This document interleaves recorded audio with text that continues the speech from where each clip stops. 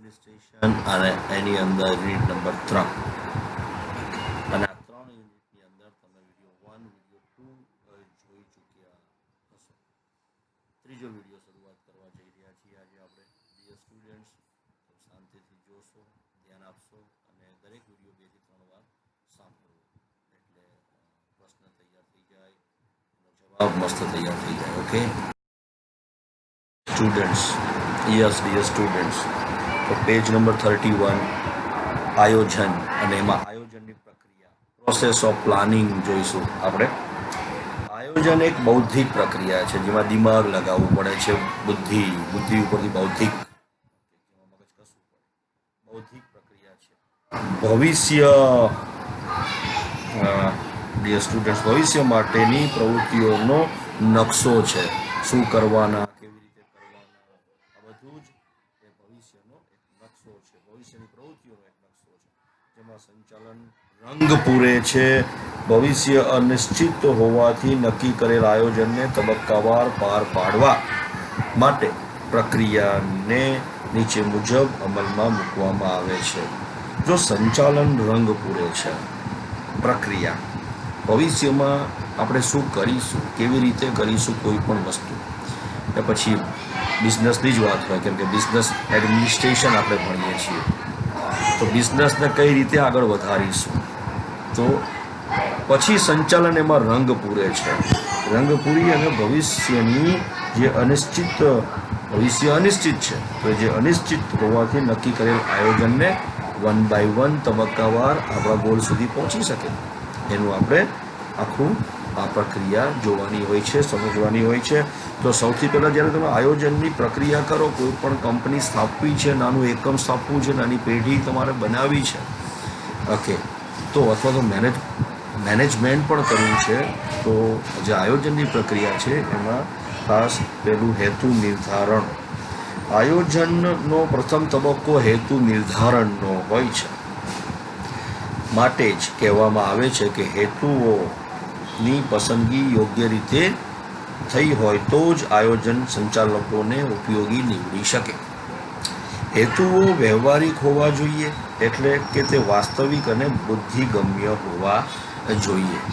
તો બિઝનેસ શરૂ કરતા પહેલાં અથવા તો તમે કંપનીનું મેનેજમેન્ટ હાથમાં લો તો એની પહેલાં હેતુ, જે કંઈ કામ કરવાનું છે એનું હેતુ નિર્ધારણ, હેતુ નક્કી કરો કે શું કરવાનું છે, અને એ હેતુ થઈ ગયા પછી ઓકે એ સંચાલનને ઉપયોગી નીવડે છે, કેમ કે ગોલ નક્કી થઈ ગયો પછી એની મેનેજમેન્ટ કરવાનું એની ઉપર, અને જો હેતુ વાસ્તવિક પસંદ કરવાનો, અને બીજું કીધું છે બુદ્ધિગમ્ય. હવે તમે દાખલા તરીકે વિદ્યાર્થી છો, તો વિદ્યાર્થીઓનું જો આયોજન પ્રક્રિયા જોવામાં આવે તમારી દ્રષ્ટિએ, તો વિદ્યાર્થીઓ પહેલાં શું કરે, જેમ કંપની પહેલાં હેતુ નિર્ધારણ કરે, એમ વિદ્યાર્થીઓનો હેતુ શું હોય કે સાહેબ મારે સારા માર્ક્સ સાથે આટલો મારો PR નક્કી કરવો છે, કે આટલા મારા પર્સન્ટેજ મારે લાવવા છે, આ મારો હેતુ છે. તો કંપનીમાં પણ હેતુ નિર્ધાર પહેલેથી કરવો પડે ને પછી એની ઉપર સંચાલન શરૂ થાય. પણ નબળો વિદ્યાર્થી હોય, વાંચતા લખતા ના આવડતું હોય ને એમ કે મારે 85 લાવવા છે, 90% લાવવા છે, તો એ તમે અવાસ્તવિક વાત કરો છો, એ ન ચાલે. એવી રીતે કંપનીમાં પણ ઓકે તમારી પાસે જે કંઈ મૂડી છે, ભંડોળ છે, અને કેટલા લાખમાં કે કરોડમાં તમે આ બિઝનેસ કરવા માગો છો, એ વાસ્તવિક હોવું જોઈએ અને બુદ્ધિગમ્ય હોવું જોઈએ.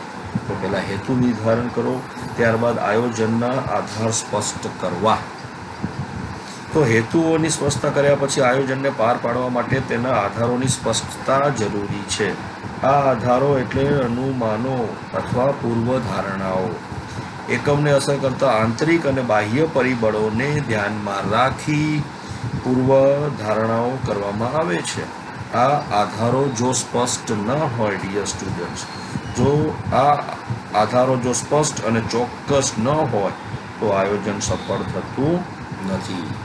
તો બીજો મુદ્દો છે આયોજનના આધાર સ્પષ્ટ કરવા. તમે હેતુ નક્કી કરી દીધું, હેતુ પછી આયોજનના આધારો કયા કયા રીતે, કઈ કઈ રીતે આપણે અનુમાન કર્યું છે, પૂર્વ ધારણાઓ કરી છે કે આમ કરીશું તેમ કરીશું બિઝનેસની અંદર, તો આ પૂર્વ ધારણાઓ પ્રમાણે તમારે વ્યવસ્થિત રીતે આગળ વધવું પડે, સ્ટેપ બાય સ્ટેપ. તો તમને ધારી સફળતા મળે બિઝનેસમાં અથવા તો અભ્યાસમાં અથવા તો કોઈ પણ પ્રસંગ તમારે કરવો હોય તો એમાં સફળતા મળે. પણ આધારો જે હોવા જોઈએ એ સ્પષ્ટ રાખવા જોઈએ અને ભવિષ્યમાં નક્કી કરેલી તૈયારીઓ સાથે જે કામ પૂરું થાય રોજે રોજનું અને ટીક મારતા મારતા આગળ વધવું જોઈએ. ઓકે, જેમ તમે અત્યારે દરેક સબ્જેક્ટની અંદર મહેનત કરો છો, ચોપડા તૈયાર કરો છો, લખો છો, account, state, eco, BA, English અને બાકીના 2 વિષય પણ તમે ઘરે એમને નહીં છોડતા હો, અઠવાડિયે 10 દિવસે જોઈ લેવાનું ગુજરાતી અને વગેરે. તો આ છે તમારું આધારો, આ બધા આધાર, આ વિષયો બધા તમારા આધાર છે અને એ પર્સન્ટેજ લાવશે તમારે. તો આધારો પણ સ્પષ્ટ હોવા જોઈએ, બધાને પૂરતો ન્યાય મળવો જોઈએ અને તો જ એ સફળ આયોજન થયું કહેવાય અને તો જ એમાં આપણને રિઝલ્ટ મળે. તો બીજું છે આયોજનના આધાર સ્પષ્ટ કરવા. ત્રીજું માહિતી એકત્રિત કરી તેનું વિશ્લેષણ કરવું. આયોજનના આધારો સ્પષ્ટ કર્યા બાદ આયોજન માટે જરૂરી માહિતી પ્રત્યક્ષ કે પરોક્ષ રીતે એકત્રિત કરવામાં આવે છે. તેનું વર્ગીકરણ કર્યા બાદ વિશ્લેષણ અને અર્થઘટન કરવામાં આવે છે. જેના આધારે પૂર્વાનુમાન કરવામાં આવે તો ભવિષ્યમાં આયોજનના સચોટ પરિણામ મળે. તો માહિતી એકત્રીકરણ કરવું. ઇન્ફોર્મેશન સ્પષ્ટ હોય, ડાયરેક્ટ ઇનડાયરેક્ટ રીતે એટલે કે સામે સીધું અથવા તો પરોક્ષ રીતે, પણ ઇન્ફોર્મેશન ભેગી કરવાની, માહિતી ભેગી કરવાની. માહિતી હશે તો એના ઉપર તમે બિઝનેસ સ્ટાર્ટ કરી શકશો. હવે કોઈ વ્યક્તિ છે જેને કંપની સ્ટાર્ટ કરવી છે, કોઈ બિઝનેસ સ્ટાર્ટ કરવો છે, એને પાસે ઇન્ફોર્મેશન નહીં હોય કે યાર કસ્ટમર ક્યાંથી મળશે, કયા પ્રકારના કસ્ટમર મળશે, એ કસ્ટમર પૈસા ખર્ચી શકશે કે નહીં ખર્ચી શકે, હું જે શોરૂમ બનાવવા જઈ રહ્યો છું એ માટે મારે કેવા કસ્ટમર જોશે, કયો વિસ્તાર જોશે, ત્યાં હું જે શોરૂમ બનાવું છું આ બીજા કેટલા શોરૂમ છે માર્કેટમાં, આ બધું જ માહિતી એને એકઠી કરવી પડશે. અથવા તો ભાઈ માહિતી એને એકઠી કરી તો એની અંદર એ માલ રાખે છે, વસ્તુ રાખે છે શોરૂમમાં, તો એ કેટલી કિંમતમાં વેચે છે તો મારી કિંમત પણ જાણવી પડશે કે જેથી હું ભાવ મૂકી શકું મારા. તો આ ઇન્ફોર્મેશન લેવી બહુ જરૂરી છે. અમે લોકો દાખલા તરીકે જાની સાહેબ પોતાના કોચિંગ ક્લાસ ચલાવે છે, તો કોચિંગ ક્લાસની અંદર ઇન્ફોર્મેશન અમે એકત્રિત કરતા હોય. આજુબાજુના જે ક્લાસીસો છે એ ક્લાસીસોમાં કઈ ફેકલ્ટી જોરદાર છે, ઓકે, અમારી પાસે એવી કઈ ફેકલ્ટી છે, હજી અમારે કેટલી વધારે મહેનત કરવાની જરૂર છે. ઓકે, અમે ખાલી ધ્યાન રાખતા હોઈએ છીએ પણ અમે અમારી મહેનત જોરદાર કરતા હોઈએ છીએ. ઓકે, જેથી અમારા વિદ્યાર્થીઓ ટોપમાં આવે અને જોરદાર રિઝલ્ટ લઈને પાસ થાય. તો અમે એકત્રિત કરીએ છીએ કઈ ઇન્સ્ટિટ્યૂટમાં અમારા વિરાટનગરની આજુબાજુમાં કેટલા વિદ્યાર્થીઓ ક્યાં જાય છે, કેટલા વિષયમાં પાસ થયા, પરિણામ શું આવ્યું, કેટલા હતા ને કેટલા પાસ થયા, ઓકે, ફેલ કેટલા થયા, ફેલનો રેશિયો કેટલો છે, ઓકે, કયા સબ્જેક્ટનું રિઝલ્ટ પુઅર આવે છે. આ બધી જ માહિતી એકત્રીકરણ જ્યારે તમે બિઝનેસ કરતા હો, તમે જ્યારે ઇન્સ્ટિટ્યૂટ ચલાવતા હોય તો કરવી પડે. એવી રીતે કોઈ પણ વ્યક્તિને માહિતી એકત્રીકરણ કરી એનું વિશ્લેષણ કરવું પડે તો જ આપણે આગળ વધી શકીએ. ડિયર સ્ટુડન્ટ્સ, નંબર 4, વૈકલ્પિક યોજના તૈયાર કરવી. જરૂરી માહિતી એકત્રિત કરી તેનું વિશ્લેષણ અને અર્થઘટન કર્યા બાદ વૈકલ્પિક યોજનાનું ઘડતર થાય છે. એકમમાં ધ્યેય સિદ્ધિ માટે અનેક વિકલ્પો હોય છે. આ તમામ વિકલ્પોની યાદી આ તબક્કે તૈયાર કરવામાં આવે છે. દાખલા તરીકે કોઈ વસ્તુનું ઉત્પાદન કરી વેચાણ કરવું કે તૈયાર વસ્તુ ખરીદીને વેચાણ કરવું. તો વૈકલ્પિક યોજના તૈયાર કરવી. જો પ્રક્રિયા હોય ને ઇકોનોમિક્સ અને વાણિજ્ય વ્યવસ્થામાં પ્રક્રિયાઓના મુદ્દા લાઇનમાં લખવા, પહેલું, બીજું, ત્રીજું, ચોથું. પ્રક્રિયા આડાઅવળી ના થવી જોઈએ કેમ કે એ પ્રોસેસ છે. છેલ્લે પરીક્ષામાં, બોર્ડની પરીક્ષામાં ભૂલાઈ ગયા, મુદ્દા ઉપર નીચે થઈ ગયા તો કદાચ ચાલી જાય, કોઈ પેપર ચેકર હોય તો વિદ્યાર્થી ભૂલી ગયો. બાકી પ્રક્રિયાના મુદ્દા ક્રમમાં આવવા જોઈએ. હેતુ નિર્ધારણ, બીજું આયોજનના આધાર સ્પષ્ટ કરવા, ત્રીજું માહિતી એકત્રીકરણ અને એનું વિશ્લેષણ કરવું, અને નંબર 4 વૈકલ્પિક યોજના તૈયાર કરી આમ ક્રમમાં આવવું જોઈએ. ડિયર સ્ટુડન્ટ્સ, તો વૈકલ્પિક યોજના તૈયાર કરવી. હવે વૈકલ્પિક યોજના તૈયાર કરવી, કેટલીક વખત બિઝનેસની અંદર તમે મેન્યુફેક્ચરિંગ ના કરી શકો, કોઈ વ્યક્તિ એવો છે કે એનું બજેટ નાનું છે, તો નાના બજેટમાં એને પ્રોડક્શન નથી કરવું, તો ટ્રેડિંગ તો કરી શકે. તો એને બહારથી હોલસેલમાંથી માલ લાવી અને ખાલી ટ્રેડિંગ કરી શકે. દાખલા તરીકે તમે જીન્સ પેન્ટ, ટી શર્ટ, શર્ટ્સના તમે રેડીમેડ શોરૂમ જોયા હશે.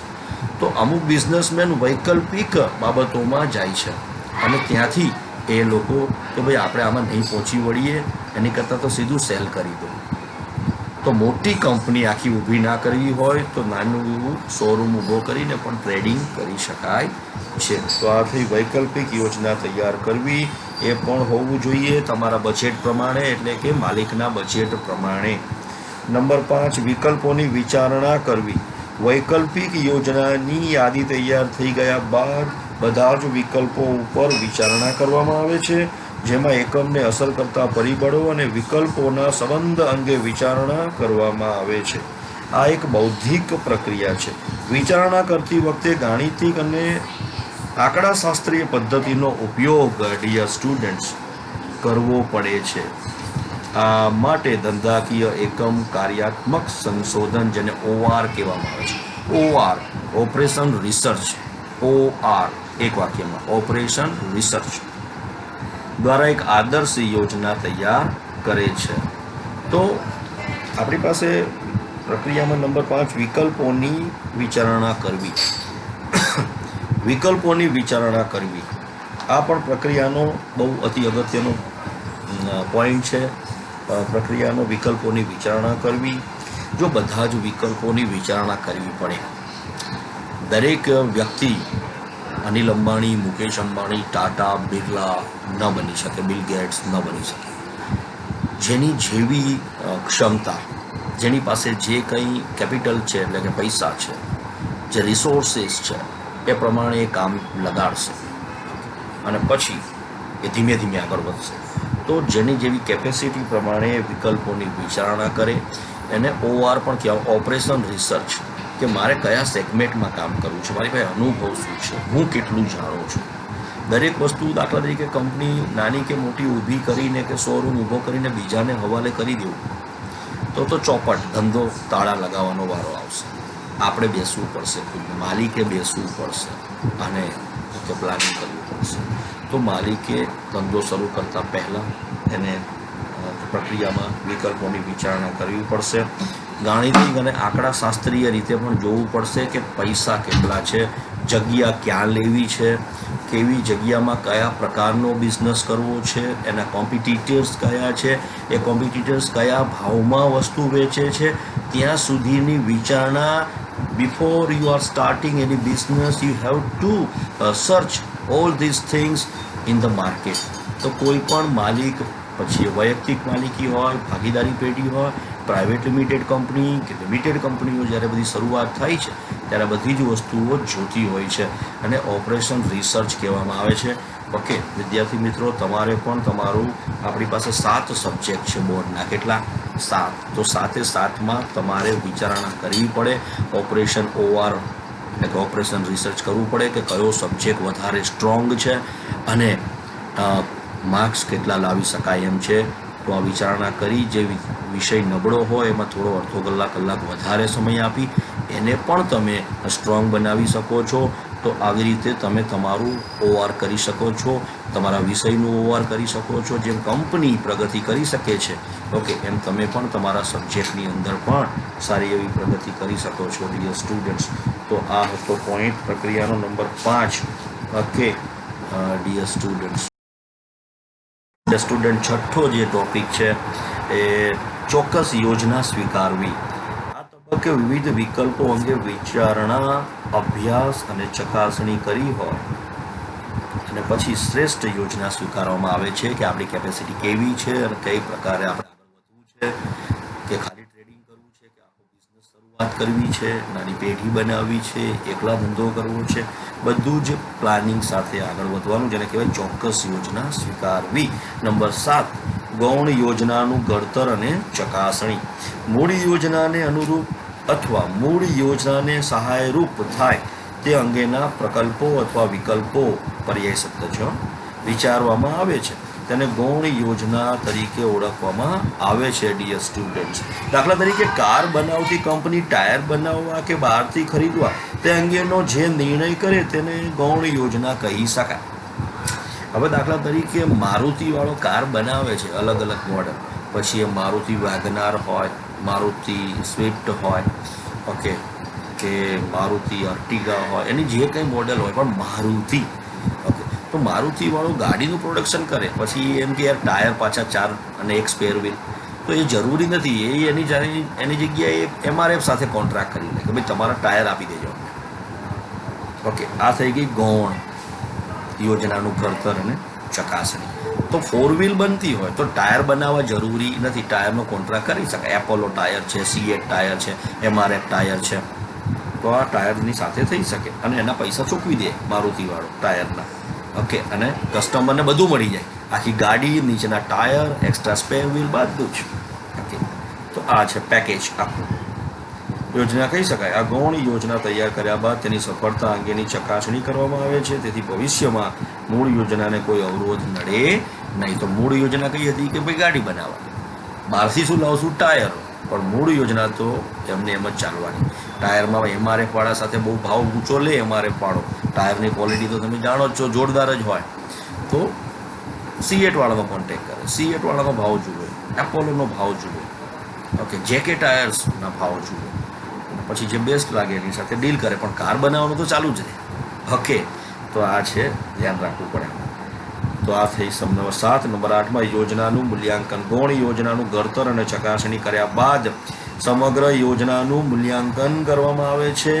એકમમાં જ્યારે જ્યારે જરૂર જણાય ત્યારે ત્યાં યોજનાનું મૂલ્યાંકન માટે નિષ્ણાતો અને સલાહકારોની મદદ લેવામાં આવે છે, જેથી સાચા અભિપ્રાય મળે અને યોગ્ય નિર્ણય લઈ શકાય. આયોજન એ સતત ચાલતી પ્રક્રિયા છે. જ્યારે આપણે તબક્કાવાર આગળ વધીએ ત્યારે જુઓ અને આગળ વધો. લૂપ એન્ડ ડીપનો સિદ્ધાંત અપનાવવો પડે. દરેક તબક્કે મૂલ્યાંકન જરૂરી છે. મૂલ્યાંકન એટલે હા, જેમ તમારું મૂલ્યાંકન કેમાં થાય તો કે સાહેબ તમે ટેસ્ટ લો છો એમાં દર રવિવારે, યા મૂલ્યાંકન જરૂરી. કેટલું ભણ્યા, કેટલું યાદ રહ્યું, જૂના જે સિલેબસ ચાલી ગયો એનું પરીક્ષા, બધાની પરીક્ષા, મૂલ્યાંકન દરેક તબક્કે આવશે અને કરવું જોઈએ પરિણામ શ્રેષ્ઠ લાવવા માટે.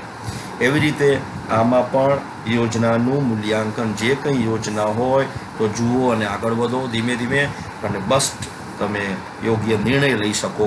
ઓકે, કેમ કે મૂલ્યાંકન તમારી પાસે હશે તો નિર્ણય લેવાની ખબર પડશે.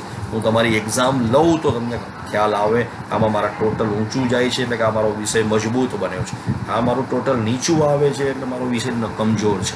તો સાહેબની મદદ લેવી પડશે, ટીમની મદદ લેવી પડશે અને સ્કોર ઊંચો કરવો પડશે.